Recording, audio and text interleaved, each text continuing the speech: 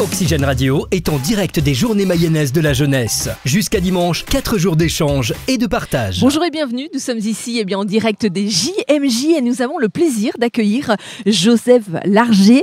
Joseph Larger, vous êtes dans un développement, vous allez vous demander si vous allez devenir prêtre en fait.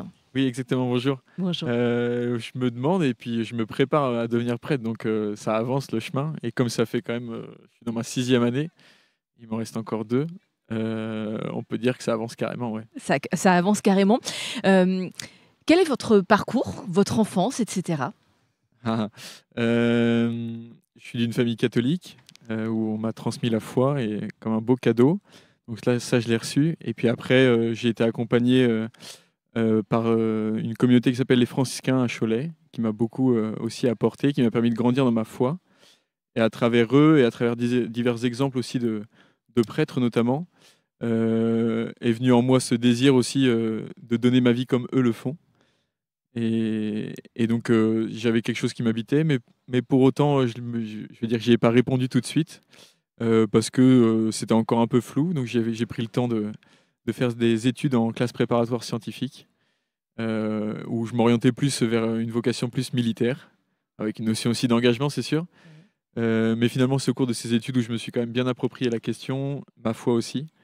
Et à l'issue de ça, j'ai dit, je vais prendre 1 an pour réfléchir fortement à la question.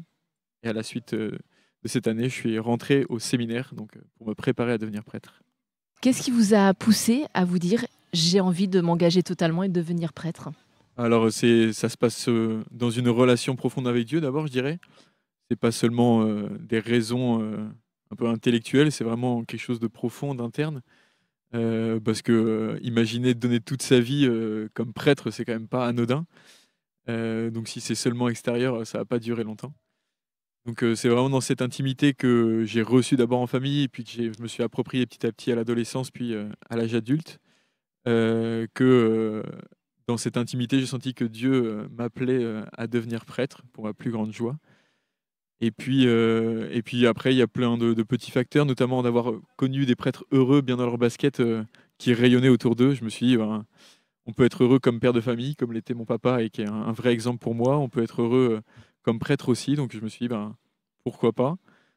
Déjà se poser la question, c'était possible. Donc ça, c'était une vraie chance.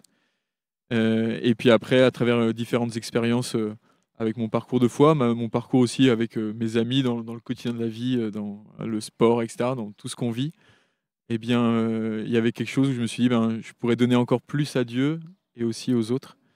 Et donc, voilà, c'était un choix qui me semblait à la fois cohérent et en même temps quelque chose qui venait vraiment pas seulement de moi, de mes petites raisons, mais de profond. Où je sentais, voilà, Dieu m'appelle à devenir prêtre et librement. Je pouvais refuser et accepter. Et aujourd'hui, je suis heureux d'être sur ce parcours-là. Ouais. En fait, c'est une décision qui se prend tout en douceur avec les connaissances et avec l'amour que l'on a pour soi et des autres.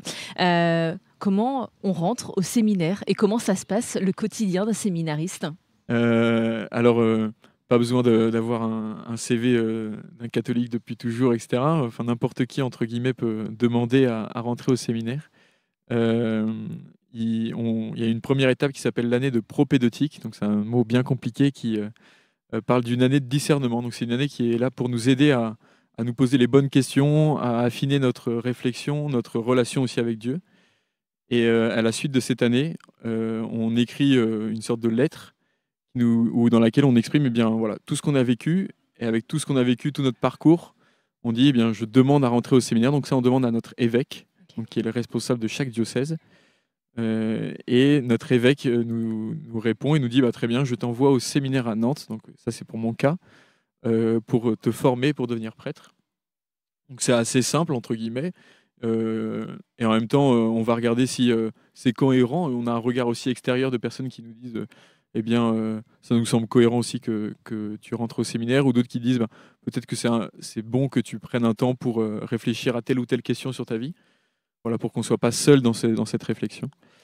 Et après, au séminaire, ça ressemble un peu à une vie d'étudiant, dans le sens où on a pas mal de temps de formation, de cours, etc. Alors le cœur du cœur, c'est quand même la vie de prière avec la messe tous les jours. On prie le matin, le midi, le soir. Et c'est ce qui rythme notre journée, notre semaine. Mais sinon, tout au long de la semaine, on a des cours donc, qui sont assez variés, avec de la philosophie, de la théologie, de l'histoire, des langues anciennes, voilà, différents parcours qui est un peu plus littéraire que ce que j'avais l'habitude, moi, plutôt scientifique, mais hyper intéressant.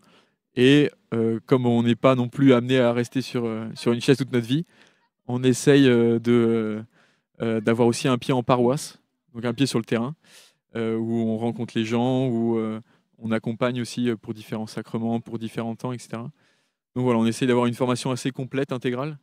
Et comme la formation est assez longue, finalement, le discernement continue. Et donc, tout au long du parcours, si on dit, finalement, je me sens appelé à autre chose, ou j'ai besoin d'un temps, etc., voilà, on peut très bien faire une pause ou changer un peu de voie, entre guillemets.